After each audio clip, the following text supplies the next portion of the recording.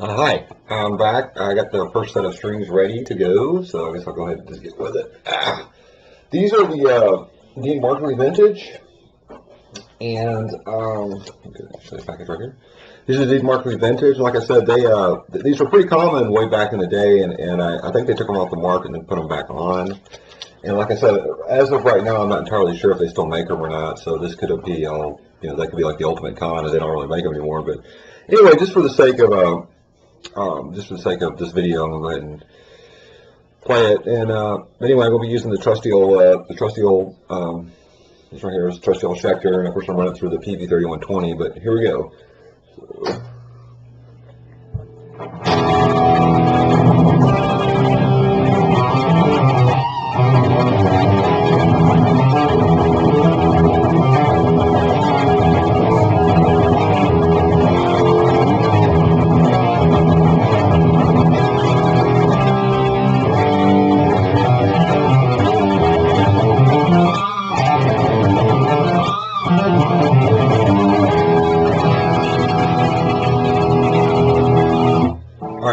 So far, I really like them. Like I said, they're really easy to break in.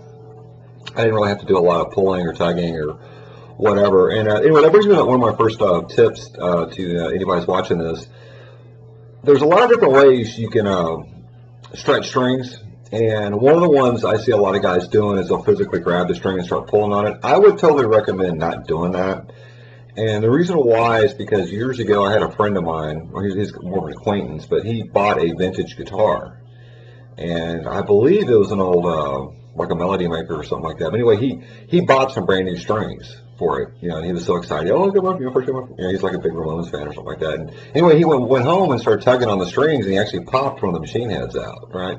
So be very careful about when you do that, and you could run the risk of jacking your neck up or whatever. But what I do is I'll basically just play the guitar, and let me see if I can get the camera so I can show you what I'm doing. But one of the things you can do is just do like a lot of really hard bends. And I know it's not going to sound very musical, but just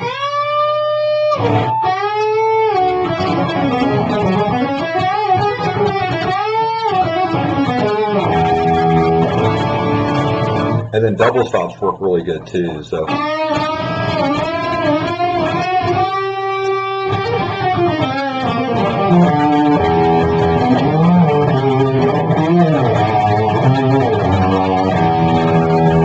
Like I said, it didn't sound very musical, but that's something you can do. Just kind of doodle around and do some do a few bends and stuff like that here and there. Anyway, like I said, so far I really like these strings. I remember I liked them a lot back when I was a kid.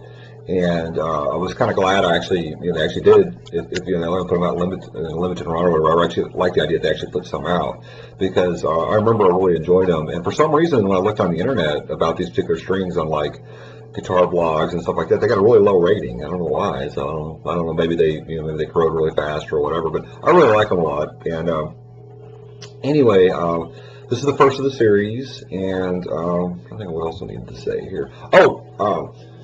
Things you're going to need, brings me to point number 2. Things you're going to need to change out strings, okay? And again, there's tons of videos about this. I know this is kind of a no-brainer, but anyway, you're going to need a good set of pliers, which would be like these right here.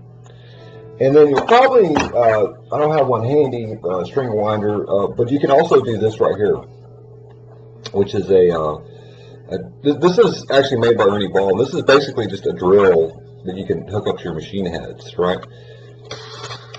So that works. And it'll save you a lot of time. Now you can actually, I've seen it on the internet and stuff, they actually have like little drill bits you can use.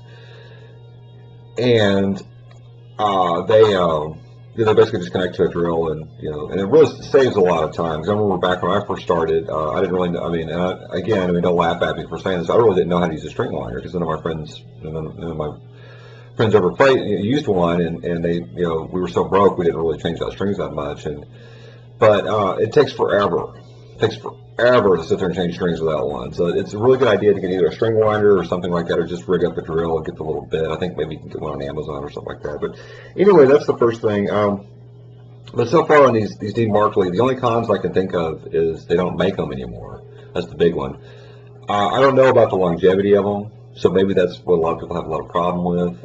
But as far as like, I mean, they sound really bright. They, real punchy. They got a pretty good tone to them. But anyway, I'm going to move next to the blue steels now. So, and anyway, I guess I'll see you on the next video. So, like I said, any questions or comments, just post them below. So, see you later.